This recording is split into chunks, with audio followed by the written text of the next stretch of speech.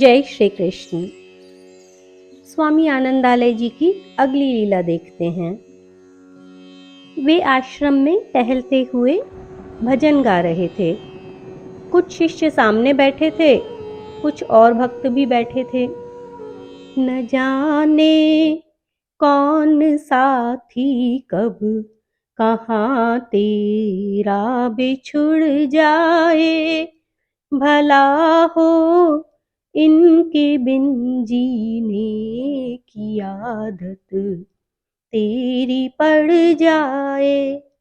न जाने कौन कब तुझसे यहाँ नाराज हो जाए, तो अच्छा है अकेले में प्रभु से तार जुड़ जाए। न जाने कब कटू तुझको वचन कोई भी कह जाए, नहीं कुछ दर्द होगा ये सहन करना जो आ जाए। तू कर ले लाख कोशिश भी यहाँ खुश सबको करने की, भरोसा क्या कि कब कैसी किसी को बात चुभ जाए। किसी से क्यों करे आशा कि कोई काम आ जाए, हो अच्छा जो तेरी हर चाह प्रभु की ओर मुड़ जाए। भजन पूरा होने पर एक व्यक्ति ने कहा, स्वामी जी, ये सभी बातें निराशाजनक लगती हैं। मेरे विचार से तो जीवन का आनंद लेना चाहिए। 4 दिन की जिंदगी है, आराम से मौज मस्ती में हंसते खेलते कटे तो अच्छा है। स्वामी जी बोले, मैं भी तो यही कह रहा हूँ। तुम्हारी मौज मस्ती नश्वर चीजों को लेकर है। धन, घर परिवार, पद, प्रतिष्ठा, स्वस्थ शरीर आदि, इन्हीं सब के बल पर आनंद कर रहे हो। इनमें से कौन कब छिन जाए कुछ नहीं कहा जा सकता। छिनते ही रोने लगते हो। इसीलिए कह रहा हूँ, शाश्वत अनश्वर परमात्मा के सुख की खोज करो जो छिन नहीं सकता। कम से कम इस सत्य को तो स्वीकार करो कि मृत्यु अवश्यंभावी है, हमारी भी और हमारे आसपास वालों की भी। इस सत्य से कतराते क्यों हो? मृत्यु का नाम लेते ही बगले क्यों झांकने लगते हो? संसार में भी आनंद ले रहे हो तो इस सत्य को स्वीकार करते हुए लो। वो बोला, आप कह रहे हो परमात्मा के सुख की खोज करो, लेकिन जिस सुख का पता नहीं उसके लिए अभी के सुख को भी छोड़ दें, ये कौन सी बुद्धिमानी है?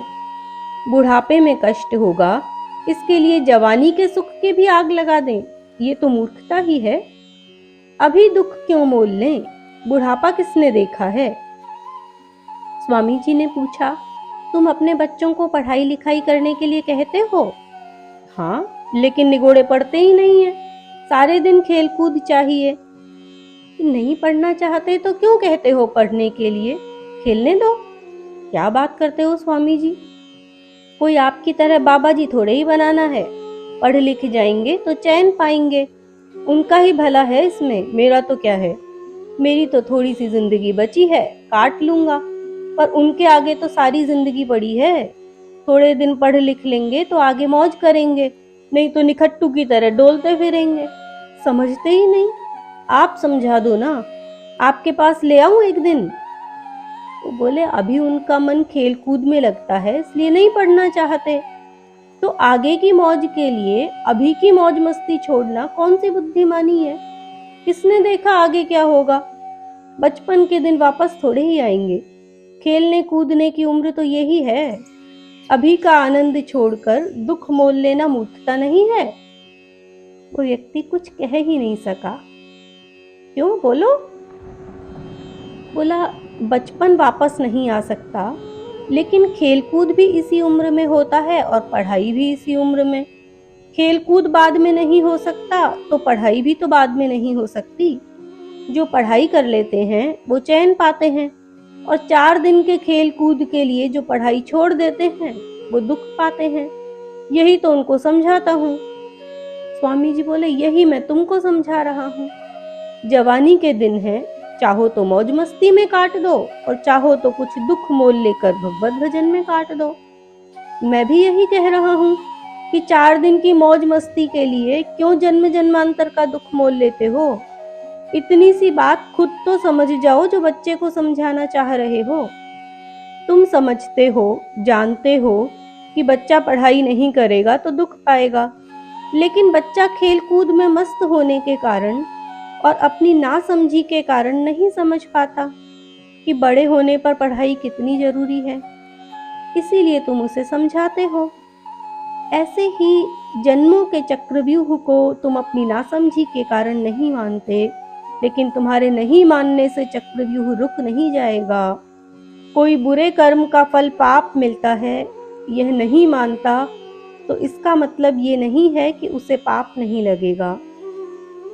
समझने की कोशिश करो, सार ईश्वर भजन में ही है। बुढ़ापे में भजन नहीं कर पाओगे, जैसे बड़े होने पर पढ़ाई नहीं हो पाती। बचपन से कोई पढ़ाई करता है तो जवानी में भी कर सकता है, लेकिन जो बचपन में ही नहीं कर सका वो बाद में क्या खाक करेगा। यही बात ईश्वर को लेकर है, जितनी जल्दी लग जाओ अच्छा है। वो बोला, स्वामी जी आपका क्या है, आपका कुछ और काम तो है नहीं, इसलिए भजन कर सकते हो। हम ऐसे छोड़ छाड़ कर भजन करने लग गए तो परिवार का क्या होगा। कोई भगवान तो आकर रोटी देने से रहा, कर्म तो करना ही पड़ेगा। बिना कर्म किए तो भगवान का भी काम नहीं चलता। उन्हें भी कंस को मारने के लिए धरती पर आना पड़ा, कर्म तो उन्हें भी करना ही पड़ा। वे मथुरा जाकर कंस को नहीं मारते तो वृंदावन में बैठे बैठे तो वो मरने से रहा। थाली में से उठाकर भोजन तो करना ही पड़ेगा, अपने आप तो मुंह में आने से रहा, इसलिए कर्म तो करना ही पड़ेगा, ये तो जरूरी है। वहां बैठे अन्य व्यक्ति भी उससे सहमत थे। एक भक्त बोला, बात तो सही है स्वामी जी, मैं भी कई बार सोचता हूँ ये बात। अब हम अगली कड़ी में देखेंगे कि स्वामी जी इसका उत्तर किस प्रकार देते हैं, क्योंकि यह शायद हम सभी की एक समस्या है जिसका क्या उत्तर हो सकता है, यह हम अगली कड़ी में देखते हैं। जय श्री कृष्ण।